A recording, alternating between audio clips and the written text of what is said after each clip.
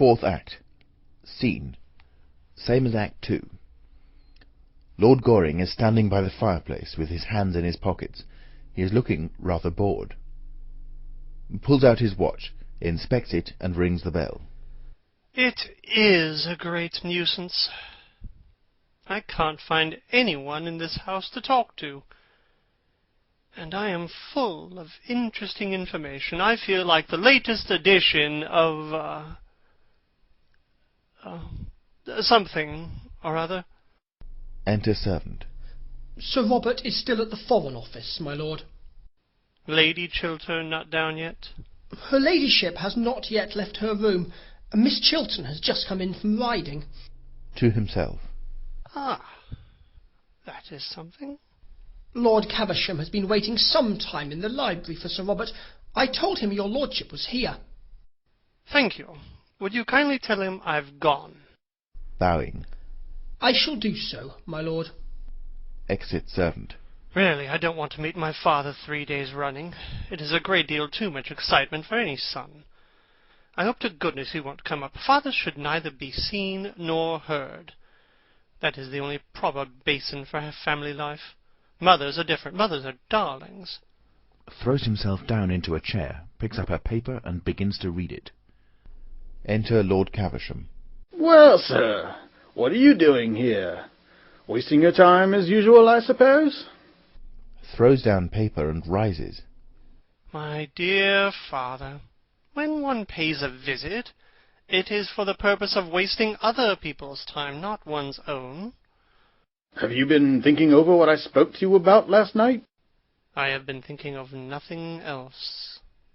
Engaged to be married yet? Not Genially. yet. But I hope to be before lunchtime. Caustically. You can have till dinner time if it would be of any convenience to you. Thanks, awfully. But I think I'd sooner be engaged before lunch. Never know when you are serious or not. Neither do I, father. A pause. I suppose you have read the Times this morning? Airily. The Times? Certainly not. I only read the Morning Post. All that one should know about modern life is where the duchesses are. Anything else is quite demoralizing. Do you mean to say you have not read the Times' leading article on Robert Chiltern's career? Good heavens, no. What does it say? What should it say, sir? Everything complimentary, of course. Chiltern's speech last night on this Argentine canal scheme was one of the finest pieces of oratory ever delivered in the House since Canning. Ah, never heard of Canning. Never wanted to, and did Chiltern uphold the scheme? Uphold it, sir? How little you know him. Why, he denounced it roundly, and the whole system of modern political finance. This speech is the turning point in his career, as the Times points out. You should read this article, sir. Opens the Times. Sir Robert Chiltern, most rising of our young statesmen, brilliant orator, unblemished career, well-known integrity of character, represents what is best in English public life, noble contrast to the lax morality among foreign politicians. They will never say that of you, sir. I sincerely hope not, father. However, I am delighted at what you tell me about Robert. Thoroughly delighted. It shows he has got pluck. He has got more than pluck, sir. He has got genius. Ah, I prefer pluck. It is not so common nowadays as genius is. I wish you would go into Parliament. My dear father, only people who look dull ever get into the House of Commons, and only people who are dull ever succeed there. Why don't you try to do something useful in life? I am far too young. Testily. I hate this affectation of youth, sir. It is a great deal too prevalent nowadays. Youth isn't an affectation. Youth is an art. Why don't you propose to that pretty Miss Chiltern? I am of a very nervous disposition, especially in the morning. I don't suppose there's the smallest chance of her accepting you. I don't know how the betting stands today. If she did accept you, she would be the prettiest fool in England. That is just what I should like to marry. A thoroughly sensible wife would reduce me to a condition of absolute idiocy in less than 6 months. You don't deserve her, sir. My dear father, if we men married the women we deserved, we should have a very bad time of it. Enter Mabel Chiltern. Oh, how do you do, Lord Caversham? I hope Lady Caversham is quite well. Lady Caversham is as usual as usual. Good morning, Miss Mabel. Taking no notice at all of Lord Goring, and addressing herself exclusively to Lord Caversham. And Lady Caversham's bonnets, are they at all better? They have had a serious relapse, I'm sorry to say. Good morning, Miss Mabel. To Lord Caversham, I hope an operation will not be necessary. smiling at her pertness. If it is, we shall have to give Lady Caversham a narcotic. Otherwise, she'll never consent to have a single feather touched. With increased emphasis. Good morning, Miss Mabel. Turning round with feigned surprise. Oh, are you here? Of course you understand that after breaking your appointment, I am never going to speak to you again. Oh, please don't say such a thing. You are the one person in London I really like to have to listen to me. Lord Goring, I never believe a single word that either you or I say to each other. You are quite right, my dear. Quite right. As far as he is concerned, I mean.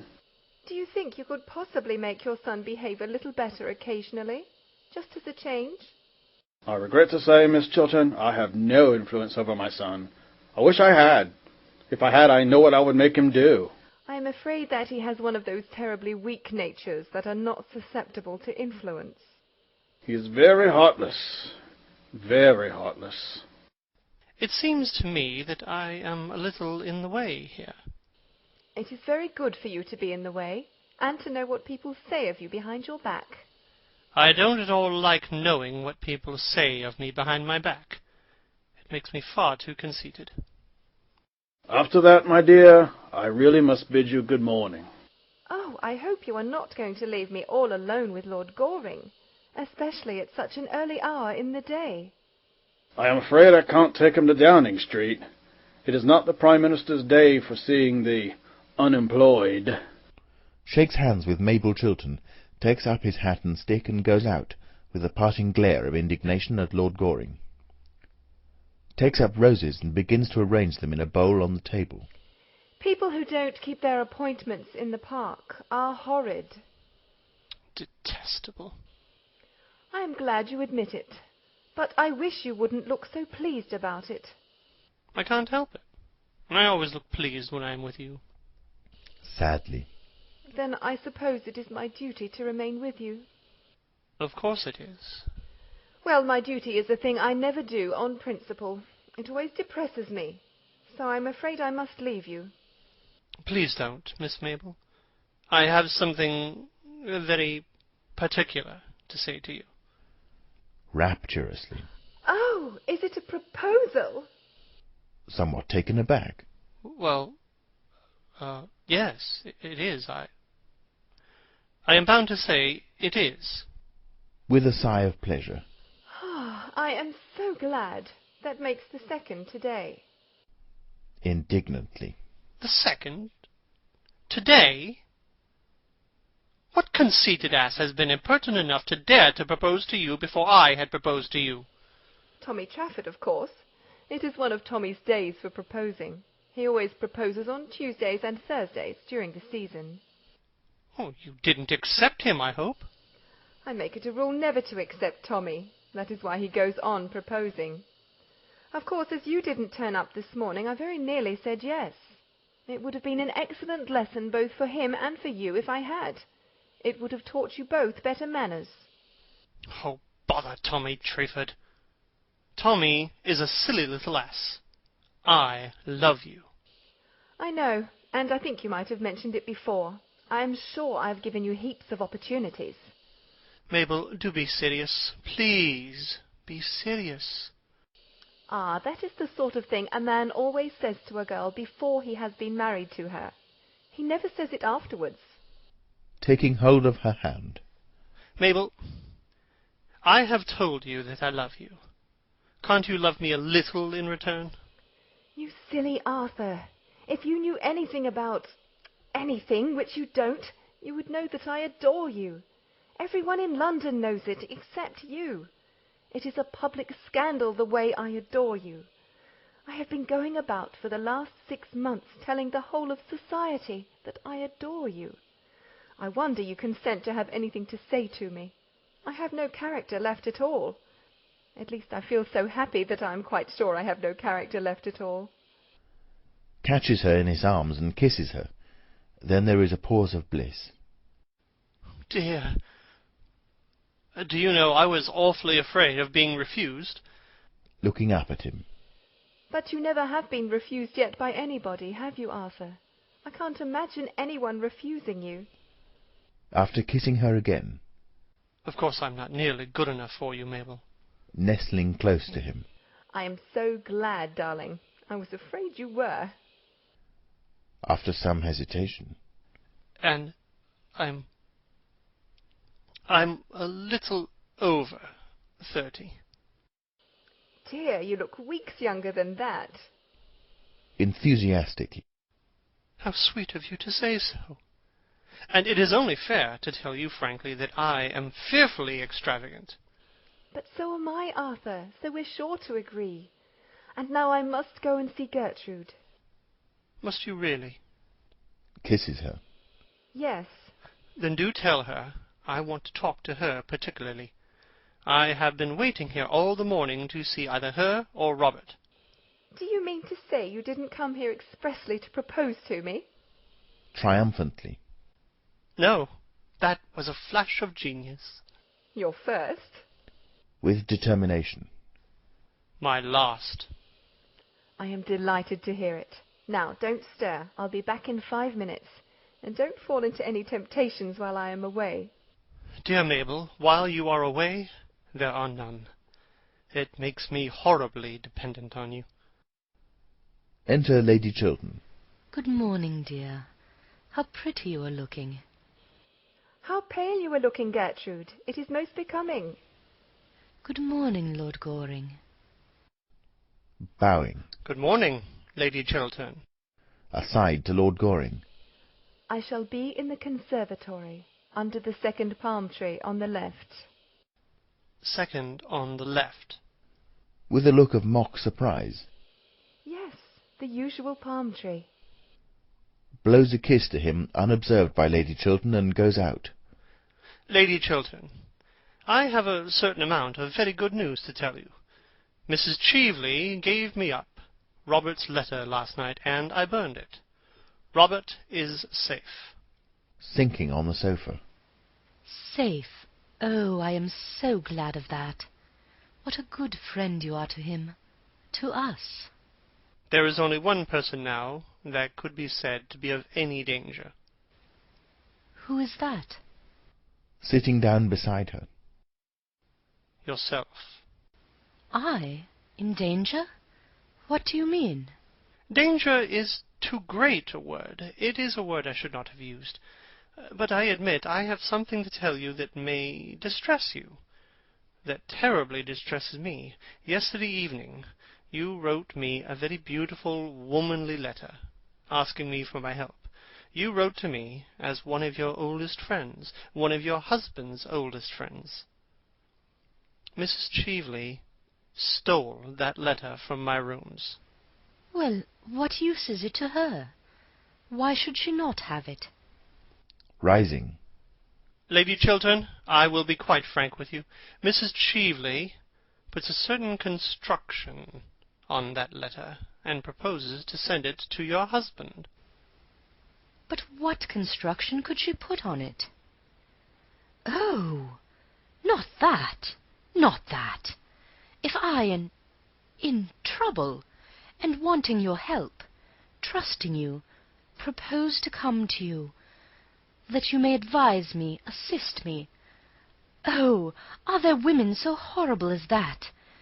And she proposes to send it to my husband? Tell me what happened. Tell me all that happened. Mrs. Cheveley was concealed in a room adjoining my library, without my knowledge. I thought that the person who was waiting in that room to see me was yourself. Robert came in unexpectedly. A chair or something fell over in the room. He forced his way in, and he discovered her. We had a terrible scene.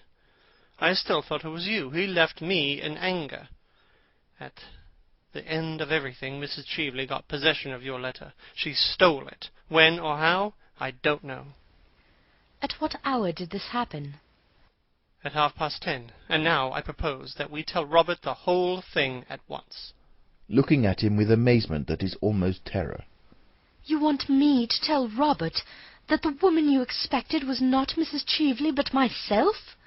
That it was I whom you thought was concealed in a room in your house at 10:30 at night? You want me to tell him that? I think it is better that he should know the exact truth. Rising. Oh, I couldn't! I couldn't!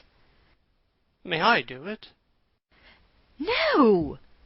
Gravely. You are wrong, Lady Chiltern. No, the letter must be intercepted. That is all. But how can I do it? Letters arrive for him every moment of the day. His secretaries open them and hand them to him. I dare not ask the servants to bring me his letters. It would be impossible. Oh, why don't you tell me what to do? Pray be calm, Lady Chiltern, and answer the questions I am going to put to you. You said his secretaries open his letters. Yes. Who is with him today? Mr. Trafford, isn't it? No, Mr. Montfort, I think. You can trust him? With a gesture of despair. Oh, how do I know? He would do what you asked him, wouldn't he? I think so. Your letter was on pink paper. He could recognize it without reading it, couldn't he, by the color? I suppose so. Is he in the house now? Yes. Then I will go and see him myself, and tell him that a certain letter written on pink paper is to be forwarded to Robert today, and that at all costs it must not reach him. Goes to the door and opens it. Oh! Robert is coming upstairs with the letter in his hand. It has reached him already. With a cry of pain. Oh, you have saved his life. What have you done with mine? Enter Sir Robert Chiltern. He has the letter in his hand and is reading it. He comes towards his wife, not noticing Lord Goring's presence. I want you, I trust you, I am coming to you, Gertrude. Oh, my love, is this true? Do you indeed trust me and want me? If so, it was for me to come to you, not for you to write of coming to me. This letter of yours, Gertrude, makes me feel that nothing that the world may do can hurt me now. You want me, Gertrude? Lord Goring, unseen by Sir Robert Chiltern, makes an imploring sign to Lady Chiltern to accept the situation and Sir Robert's error. Yes. You trust me, Gertrude? Yes. Ah, why did you not add that you loved me? Taking his hand. Because I love you. Lord Goring passes into the conservatory. Kisses her. Gertrude, you don't know what I feel. When Montfort passed me your letter across the table, he had opened it by mistake, I suppose, without looking at the handwriting on the envelope, and I read it. Oh, I did not care what disgrace or punishment was in store for me. I only thought that you loved me still. There is no disgrace in store for you, nor any public shame. Mrs. Cheveley has handed over to Lord Goring the document that was in her possession, and he has destroyed it. Are you sure of this, Gertrude? Yes, Lord Goring has just told me. Then I am safe. Oh, what a wonderful thing to be safe. For 2 days I've been in terror.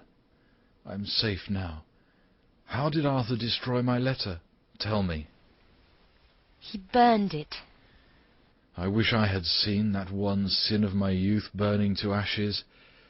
How many men there are in modern life who would like to see their past burning to white ashes before them. Is Arthur still here? Yes. He is in the conservatory. I'm so glad now I made that speech last night in the House. So glad. I made it thinking that public disgrace might be the result, but it has not been so. Public honour has been the result. I think so. I fear so almost. For although I am safe from detection, although every proof against me is destroyed, I suppose, Gertrude, I should retire from public life. He looks anxiously at his wife. Eagerly. Oh, yes, Robert, you should do that. It is your duty to do that. It is much to surrender. No, it will be much to gain. Sir Robert Chiltern walks up and down the room with a troubled expression, then comes over to his wife and puts his hand on her shoulder. And you would be happy living somewhere alone with me? Abroad, perhaps? Or in the country, away from London, away from public life? You would have no regrets? Oh, none, Robert. Sadly. And your ambition for me? You used to be so ambitious for me. Oh, my ambition! I have none now, but that we two may love each other. It was your ambition that led you astray. Let us not talk about ambition. Lord Goring returns from the conservatory looking very pleased with himself, and with an entirely new buttonhole that someone has made for him. Going towards him. Arthur, I have to thank you for what you have done for me. I don't know how I can repay you. Shakes hands with him. My dear fellow, I'll tell you at once. At the present moment, under the usual palm tree, in the conservatory... Enter Mason. Lord Caversham. That admirable father of mine really makes a habit of turning up at the wrong moment. It is very heartless of him, very heartless indeed. Enter Lord Caversham. Mason goes out. Good morning, Lady Chiltern. Warmest congratulations to you, Chiltern, on your brilliant speech last night. I have just left the Prime Minister, and you are to have the vacant seat in the Cabinet. With a look of joy and triumph. A seat in the Cabinet? Yes, here is the Prime Minister's letter. Hands letter. Takes letter and reads it. A seat in the Cabinet? Certainly, and you well deserve it too. You have got what we want so much in political life nowadays. High character, high moral tone, high principles. To Lord Goring. Everything that you have not got, sir, and never will have. I don't like principles, father. I prefer prejudices. Sir Robert Chiltern is on the brink of accepting the Prime Minister's offer when he sees his wife looking at him with her clear, candid eyes. He then realizes that it is impossible. I cannot accept this offer, Lord Caversham. I have made up my mind to decline it. Decline it, sir? My intention is to retire at once from public life. Angrily. Decline a seat in the Cabinet and retire from public life? I've never heard such damned nonsense in the whole course of my existence. I beg your pardon, Lady Chiltern. Chiltern, I beg your pardon. To Lord Goring. Don't grin like that, sir. No, father. Lady Chiltern, you are a sensible woman. The most sensible woman in London. The most sensible woman I know. Would you kindly prevent your husband from taking such... Would you kindly do that, Lady Chiltern? I think my husband is right in his determination, Lord Caversham. I approve of it. You approve of it? Good heavens! Taking her husband's hand. I admire him for it. I admire him immensely for it. I have never admired him so much before. He is finer than even I thought him. To Sir Robert Chiltern. You will go and write your letter to the Prime Minister now, won't you? Don't hesitate about it, Robert. With a touch of bitterness. I suppose I had better write it at once. Such offers are not repeated. I will ask you to excuse me for a moment, Lord Caversham. I may come with you, Robert, may I not? Yes, Gertrude. Lady Chiltern goes out with him. What is the matter with this family? Something wrong here, eh? Tapping his forehead. Idiocy? Hereditary, I suppose. Both of them, too. Wife as well as husband. Very sad indeed. And they're not an old family. Can't understand it. It is not idiocy, father, I assure you. What is it then, sir? After some hesitation. Well, it is what is called, nowadays, a high moral tone, father. That is all. Hate these newfangled names. Same thing we used to call idiocy 50 years ago. Shan't stay in this house any longer. Taking his arm. Oh, just go in here for a moment, father. Third palm tree to the left, the usual palm tree. What, sir? I beg your pardon, father, I forgot. The conservatory, father, the conservatory. There is someone there I want you to talk to. What about, sir? About me, father. Grimly. Not a subject on which much eloquence is possible. No, father, but the lady is like me. She doesn't care much for eloquence in others. She thinks it a little loud. Lord Caversham goes out into the conservatory. Lady Chiltern enters. Lady Chiltern, why are you playing Mrs. Cheveley's cards? Startled. I don't understand you. Mrs. Cheveley made an attempt to ruin your husband, either to drive him from public life or to make him adopt a dishonourable position. From the latter tragedy you saved him. The former you are now thrusting on him. Why should you do him the wrong Mrs. Cheveley tried to do and failed? Lord Goring? Pulling himself together for a great effort and showing the philosopher that underlies the dandy. Lady Chiltern, allow me. You wrote me a letter last night, in which you said you trusted me and wanted my help. Now is the moment when you really want my help. Now is the time when you have got to trust me, to trust in my counsel and judgment. You love Robert. Do you want to kill his love for you? What sort of existence will he have if you rob him of the fruits of his ambition, if you take him from the splendor of a great political career, if you close the doors of public life against him, if you condemn him to sterile failure, he who was made for triumphant success? Women are not meant to judge us, but to forgive us when we need forgiveness. Pardon, not punishment, is their mission. Why should you scourge him with rods for a sin done in his youth, before he knew you, before he knew himself? A man's life is of more value than a woman's. It has larger issues, a wider scope, greater ambitions. A woman's life revolves in curves of emotions. It is upon lines of intellect that a man's life progresses. Don't make any terrible mistake now, Lady Chiltern. A woman who can keep a man's love and love him in return has done all the world wants of women, or should want of them. Troubled and hesitating. But it is my husband himself who wishes to retire from public life. He feels it is his duty. It was he who first said so. Rather than lose your love, Robert would do anything. Wreck his whole career, as he is on the brink of doing now. He is making for you a terrible sacrifice. Take my advice, Lady Chiltern, and do not accept a sacrifice so great. If you do, you will live to repent it bitterly. We men and women are not made to accept such sacrifices from each other. We are not worthy of them. Besides, Robert has been punished enough. We have both been punished. I set him up too high. With deep feeling in his voice. Do not for that reason set him down now too low. If he has fallen from his altar, do not thrust him into the mire.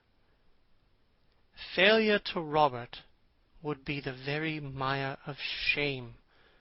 Power is his passion. He would lose everything, even his power to feel love. Your husband's life is at this moment in your hands. Your husband's love is in your hands.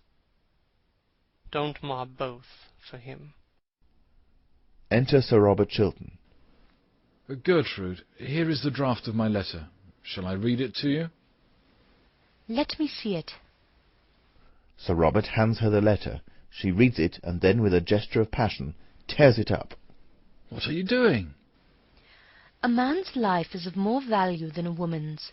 It has larger issues, wider scope, greater ambitions. Our lives revolve in curves of emotion. It is upon lines of intellect that a man's life progresses. I have just learnt this, and much else with it, from Lord Goring. And I will not spoil your life for you, nor see you spoil it as a sacrifice to me, a useless sacrifice. Gertrude, Gertrude! You can forget. Men easily forget, and I forgive. That is how women help the world. I see that now. Deeply overcome by emotion, embraces her. My wife, my wife! To Lord Goring. Arthur, it seems that I am always to be in your debt. Oh dear no, Robert. Your debt is to Lady Chiltern, not to me. I owe you much. And now tell me, what were you going to ask me just now as Lord Caversham came in? Robert, you are your sister's guardian, and I want your consent to my marriage with her. That is all. Oh, I am so glad. I am so glad. Shakes hands with Lord Goring. Thank you, Lady Chiltern. With a troubled look. My sister to be your wife?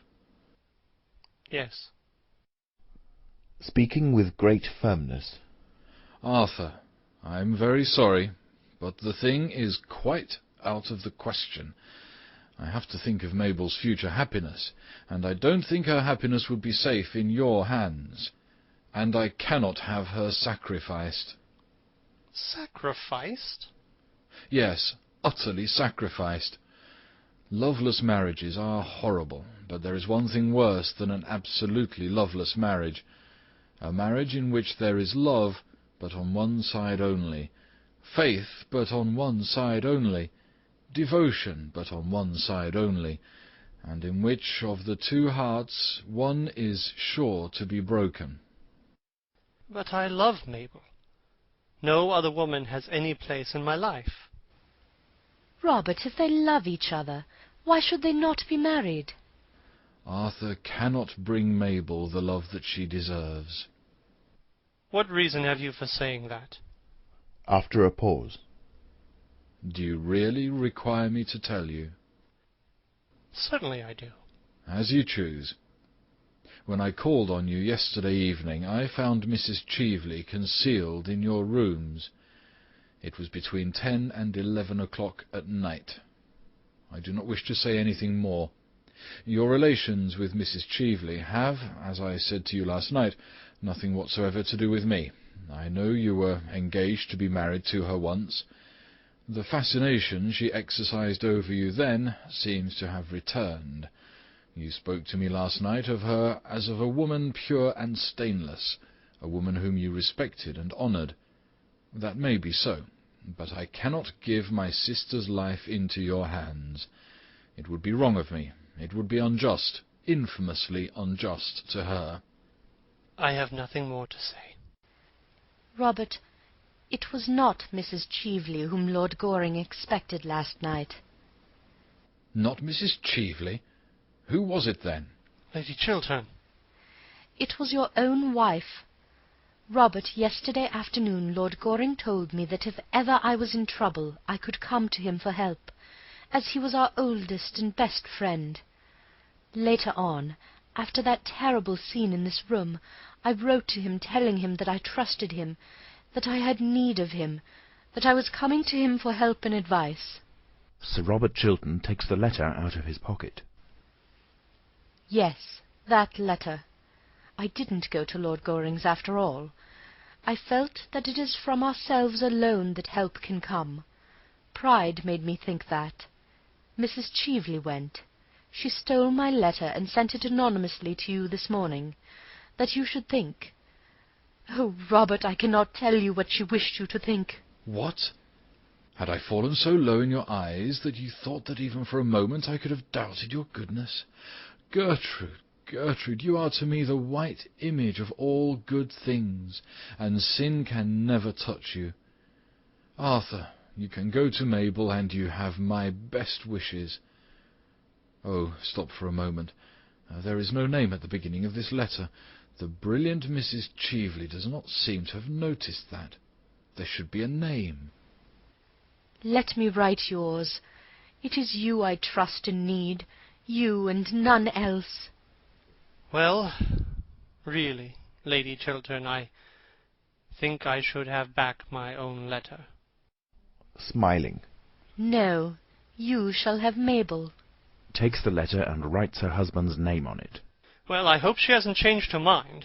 It's nearly 20 minutes since I saw her last. Enter Mabel Chiltern and Lord Caversham. Lord Goring, I think your father's conversation much more improving than yours. I am only going to talk to Lord Caversham in the future, and always under the usual palm tree. Darling. Kisses her. Considerably taken aback. What does this mean, sir? You don't mean to say that this charming, clever young lady has been so foolish as to accept you? Certainly, father. And Chiltern's been wise enough to accept the seat in the cabinet. I am very glad to hear that, Chiltern. I congratulate you, sir. If this country doesn't go to the dogs or the radicals, we shall have you as Prime Minister some day. Enter Mason. Luncheon is on the table, m'lady. Mason goes out. You'll stop to luncheon, Lord Caversham, won't you? With pleasure. And I'll drive you down to Downing Street afterwards, Chiltern. You have a great future before you. A great future. Wish I could say the same for you, sir. To Lord Goring. But your career will have to be entirely domestic. Yes, father. I prefer it domestic. And if you don't make this young lady an ideal husband, I'll cut you off with a shilling. An ideal husband? Oh, I don't think I should like that. It sounds like something in the next world. What do you want him to be then, dear? He can be what he chooses. All I want is to be, a real wife to him. Upon my word, there is a good deal of common sense in that, Lady Chiltern. They all go out except Sir Robert Chiltern. He sinks in a chair, wrapped in thought. After a little time, Lady Chiltern returns to look for him. Leaning over the back of the chair. Aren't you coming in, Robert? Taking her hand. Gertrude, is it love you feel for me, or is it pity merely? Kisses him. It is love, Robert. Love and only love. For both of us a new life is beginning. Curtain. End of Act 4. End of An Ideal Husband by Oscar Wilde. You have been listening to Alex Foster reading The Narrator, Linton reading The Earl of Caversham, K.G., John Gonzales reading Viscount Goring, his son. Sir Robert Chiltern, Baronet, Under Secretary for Foreign Affairs, was read by David Barnes. The Vicomte de Nanjac was read by Juho Frogid. Mr. Montford, Matthew Walton. Mason, butler to Sir Robert Chiltern, by Hugh Maguire. Phipps, Lord Goring's servants, by Razel. James, the footman, by Chris Gorringe. Harold, the footman, by Zachary Brewster Geiss. Lady Chiltern, by Kristen Hughes. Lady Markby, by Heather Bennett. The Countess of Basildon, by Gemma Blythe. Mrs. Marchmont, by Ezwa. Mrs. Mabel Chiltern, Sir Robert Chiltern's sister, by Anita Roy Dobbs. Mrs. Cheveley, Betsy Bush. The editor was Paula Berenstein. This has been a LibriVox production and is in the public domain. For more information, or to volunteer yourself, please see LibriVox.org. An Ideal Husband by Oscar Wilde.